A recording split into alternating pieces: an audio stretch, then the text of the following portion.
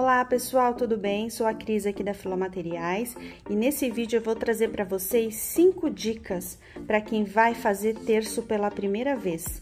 Esse é um artesanato, né, que tá bastante em alta, tanto para presente, né, ou para quem quer fazer seu terço personalizado, só que é bacana você tomar alguns cuidados na hora de fazer a peça pela primeira vez. Então fique atento nessas dicas que eu vou passar para vocês agora. A dica número 1 que eu dou para vocês é proteger os metais do seu terço, tá? Geralmente, né, eles vêm nessas 3 tonalidades, dourado, esse aqui a gente costuma chamar de ouro velho, ouro envelhecido, e o prata. E a menos que seja uma joia, né, que são peças banhadas a ouro ou mesmo no prata, elas com o tempo vão perdendo a cor, com o toque, com, né, o suor das mãos, ou simplesmente mesmo que fique guardado, dependendo da peça, ela acaba oxidando um pouquinho. A dica que eu tenho, se você for fazer só uma peça, essas bases de unha, né, que são aquelas bases transparentes, elas já servem para fazer uma proteção no seu metal. Mas se você pretende fazer para vender, eu acho bacana você usar algum tipo de verniz. Aqui na Filó, nós usamos esse daqui, ó, que é um verniz spray. Ele é transparente e atende muito bem, né, a essa questão de fazer a proteção da peça. Quando é uma peça que vai strass, como essa daqui, por exemplo, eu costumo aplicar primeiro o verniz e depois fazer a colagem dos strass, para que não fique, né, em cima e perca um pouquinho do brilho da pedra, ok? Então, essa é a primeira dica. A segunda dica é com relação ao nó franciscano, né, que é o nó que se usa para prender o fio aos metais. Aqui na Filó, a gente usa muito fio de cetim, tá? Que é esse aqui, o fio de 1 milímetro, ele tem várias cores. Muitas pessoas costumam usar o fio encerado, que é esse aqui mais fininho. Também é um bom fio para poder fazer os trabalhos. No caso desse daqui, quando você for fazer um nó franciscano, a nossa dica é quando for queimar o fio para fazer o arremate, que você use essa chama mais azul que tem no fim do isqueiro, né, ó.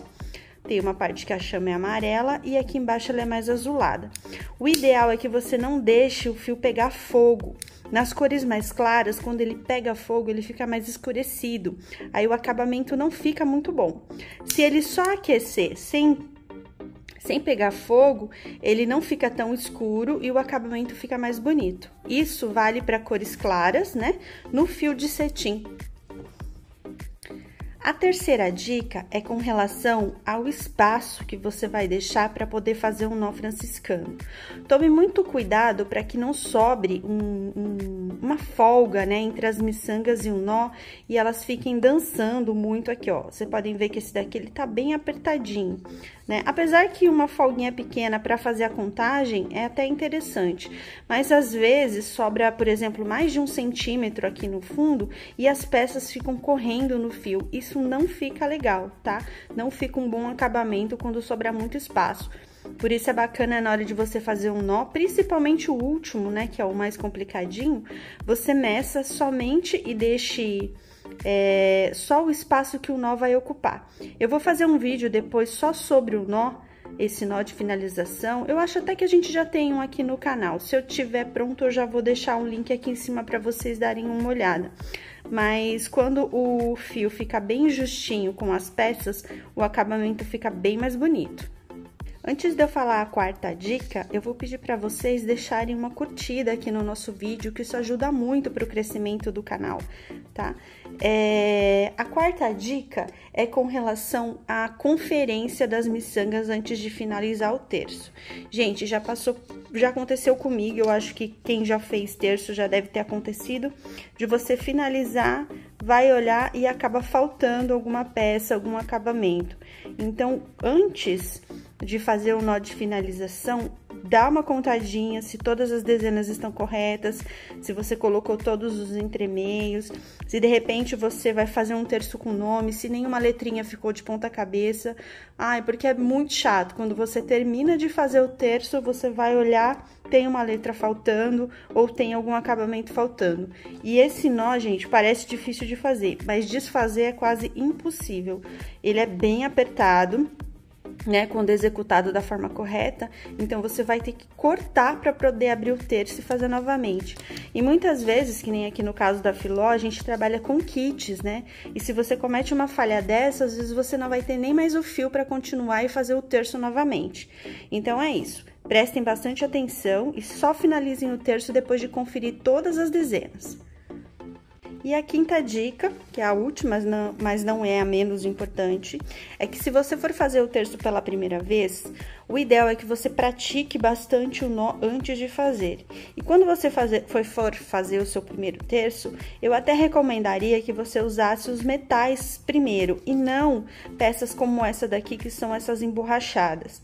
A pessoa que não tem muita prática na hora de fazer um nó, às vezes na hora de apertar ou de manipular, pode acabar arrebentando essas alcinhas, né? Aqui da peça central ou até mesmo essa aqui da ponta.